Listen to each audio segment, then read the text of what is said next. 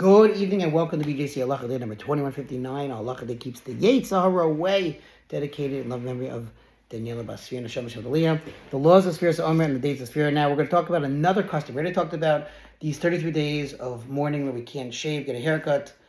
The first custom again was from Pesach all the way till Lag BaOmer. Now if Lag BaOmer falls on a Sunday, you can actually get a haircut on Friday. It's a little bit earlier. Also, if Rosh Chodesh Iyar falls on Shabbos, you can also, in honor of Shabbos, get a haircut on Friday, so you get a leeway.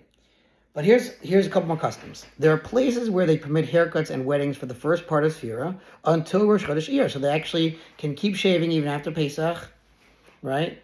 That is up to and including Rosh Chodesh, totaling 16 days. Those 33 days of Sfira remain in which haircuts and weddings are prohibited until the festival of Shavuos. But those who follow this custom, take haircuts on the 5th day of Sivan, the eve of the festival of Shavuos. Nevertheless, on the day of Lag BaOmer itself, haircuts and weddings are permitted, even according to this custom. So they definitely get an extra leeway no matter what. They're never going a full 33 days. The first custom, you can go 33 days. This way, you definitely get that break from Lag BaOmer, right? When Lag BaOmer coincides with Sunday, as we said before, they're permitted on Friday. Fine. There are places where they permit haircuts and weddings from Pesach until Rosh Chodesh Iyar, not including Rosh Chodesh itself. And the prohibitions begin on the first day of Rosh Chodesh Iyar, on the 30th day of Nisan. According to this count, the first day of Hagbala is the 33rd day of the prohibited period. And regarding that day, we say that a portion of the day is like the entire day, and weddings and haircuts are therefore permitted on those days from the 3rd to the 5th of Sivan.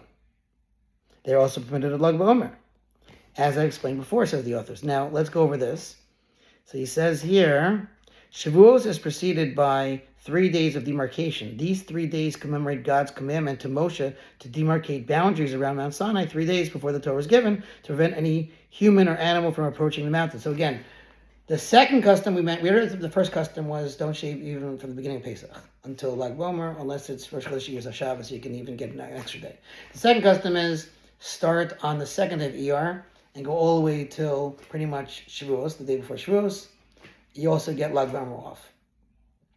The third custom is start a little bit earlier than the 2nd day of Iyar, the 30th of Nisan, and then you can actually, again, shave for Lag BaOmer as well as the 33 days end of 3 days before Shavuos.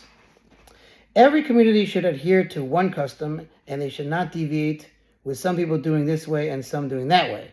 Now he says here, according to the Igros Moshe, in any large metropolitan area that is home to many Jews of different backgrounds and customs, there is no need for everyone to adhere to one custom because there is no single communal congregation. One who observes one custom regarding the time of Sfira prohibitions and is invited to a wedding of one who observes another custom may attend the dance, even if it takes place during the former's prohibited time period. In certain cases, it is permissible to change one's custom from 1 year to the next if necessary. Thus, marriages may be permitted until after Rosh Chodesh Iyar, on Lag BaOmer, both night and day, and from Rosh Chodesh Sivan and on. Halachic authorities should be consulted. Wow, good stuff. Thanks for listening. Sponsor Future Halacha 36 100 Gold.